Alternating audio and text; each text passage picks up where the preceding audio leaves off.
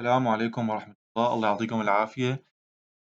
خلونا نحل سوا صفّانا التمرين الثالث والرابع والخامس من تمارين درس التشابه، تمارين درس التشابه. فشو عم بيقول لي بأول تمرين؟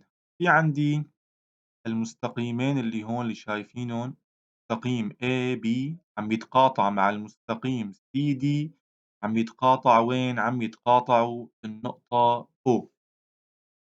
قالوا عندي مستقيمين متوازيين كمان AC يوازي DB، معناها عندي مستقيمين متقاطعين وعندي اثنين عليهم شبههم متوازيين، واحد فوق وواحد تحت، معناها أنا الحالة الثالثة لمبرهنة النسب الثلاثة. فشو عم بيقول لي هون؟ احسب لي الطول OD، طول OD. فهذا التمرين حاطينه بدرس التشابه، بس هو عبارة عن تمرين درس أول بالوحدة الثانية هندسة اللي هو درس النسب الثلاثة. فمنحط نحن النسب الثلاثة مثل ما بنعرف، بنبلش من عند نقطة التقاطع، بناخد OA على نفس المستقيم. مين بناخد؟ OB.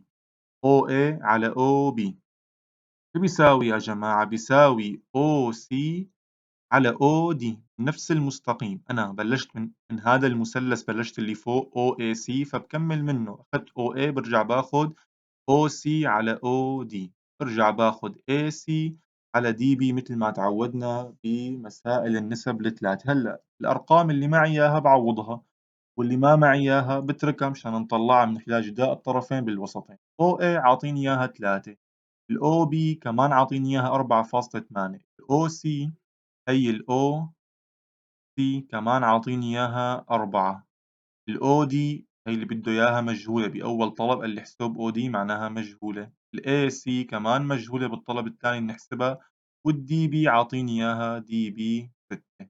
هي هلا وين في عندي أنا نسبة كاملة كلياتها معروفة بسطة ومقامها؟ قال اللي هي اي او على او بي 3 على 4.8، فأنا حأستعين فيها لحتى أحسب الأودي والAC. أول شي رح أحسب الأودي، رح آخد هدول هيك متل ما هنن وأعمل عليهم شو؟ أعمل عليهم طرفين وسطين. معناها الأودي شو بيساوي؟ 4 ضرب 4.8 وبقسم على الرقم اللي بيقابل الأودي على 3 يعني.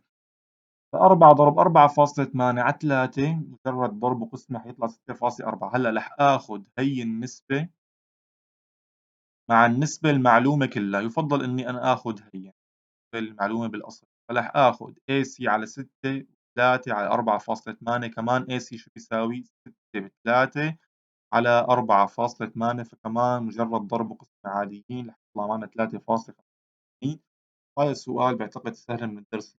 هلا حنروح على السؤال الرابع. السؤال الرابع يا جماعة أعطيني حجم معلوم وحجم مجهول، وقال لي إنه هذا الشكل هو عبارة عن تكبير عن هاد. أنا إجيت لعند هاد كبرته بنسبة 1.5، تمام؟ يعني ضربت الحجم ب1.5، بس الحجم بدي ربع بدي عفوا كعب الكي، فحتصير 4 ضرب 1.5 للتكعيب، معناها السعة الكبيرة هي K اللي هو نسبة التكبير للتكعيب ضرب 4. طيب أستاذ شو عرفك إنه هي نسبة تكبير؟ أول شيء لأنه الكي أكبر من الواحد، 1.5 أكبر من الواحد، لما تكون الكي أكبر من الواحد بتكون نسبة تكبير، إذا الكي أصغر من الواحد بتكون نسبة تصغير. فأنا لما إجي أضرب عدد بعدد ثاني اللي هو 1.5، بيكون العدد الثاني أكبر من الواحد، فهذا رح يكبر، وهذا الشيء المطلوب إني أنا أساوي تكبير.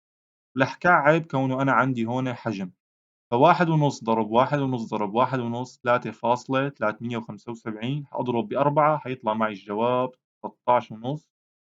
وعندي الواحدة سنتيلتر، هون حاطين الواحدة الصغيرة كونه شو هذا بوري بوظة حجمه صغير كثير يعني، قالوا هالأحكام.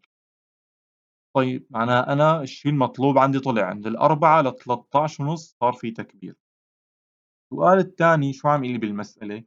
اقترح مهندس معماري بناء صومعة حبوب، يعني مثل كأنه شو كوخ أو بيت صغير إلى آخره، بحجم شو 900 متر مكعب، حجمه 900 متر مكعب. فصمم نموذج مصغر، يعني أكيد هو ما حيجي يرسم المهندس على الرسمة يرسم لك 900 متر مكعب، لا، بده مساحة كبيرة. هو بيرسم أو بيصمم نموذج مصغر لإله، مثل نحن بناية نرسم بناية صغيرة على الورقة، بس هي بالواقع ما لها متل حجم الورقة، لأ أنا هي نموذج مصغّر عنّا. بارسم حديقة مثلًا، بارسم نموذج مصغّر عنّا، ما باجي بارسم الحديقة بأطوالها وأبعادها الحقيقية، لأ، بارسم نموذج مصغّر عنها. فهو عمل هيك، صمم نموذج مصغّر لها بمقياس رسم 1/20، 1/20 يعني هي كأنه نسبة تصغير، صح؟ هو كان كبير، الحجم الحقيقي كبير، ضربه بنسبة تصغير معناها هو صغّر. طيب كمان شغلة تانية، شو عرفنا إنه هي نسبة تصغير؟ لإنه أصغر من الواحد. ليش أصغر من الواحد؟ لإنه بسطة أصغر من مقامها، 1 أصغر من 20 معناها هون الK أصغر من الواحد، معناها إذا K أصغر من الواحد معناها هي نسبة تصغير. فاحسب حجم النموذج المصمم، طالب مني إني روح احسب حجم النموذج المصمم يلّي هو رسمه على الورقة يعني. فأنا بكل بساطة رح أضرب ال900 الحجم الحقيقي رح أضربه بشو؟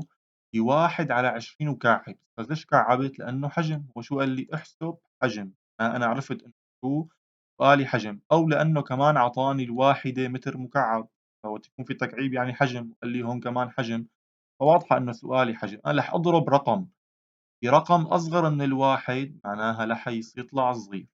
رح كعّب هي 1 ضرب 1 ضرب 1 1، 20 ضرب 20 ضرب 20 يطلع عندي 8000. أضرب ب900 مجرد ضرب عادي، اختصار هون صفرين مع هون صفرين، باكمل ضرب حيطلع معي 0.1125 سنتيمتر للتكعيب. أنا هيك شو لاحظنا إنه طلع عندي رقم مصغّر كتير، بده يكون كتير كمان، بين 900 وبين ال0.1125 فرق كبير. وهالشي منطقي لإنه أنا عم بارسم شي واقعي، كوخ أو بيت كبير واقعي، أنا عم مثله أو عم صغره لنموذج أحسن أرسمه على ورقة عندي إياها. هيك بنكون حلينا السؤالين اللي صافيين عنا، السؤال الرابع والخامس، ونبدأ إن شاء الله بالوحدة القادمة. الله يعطيكم العافية.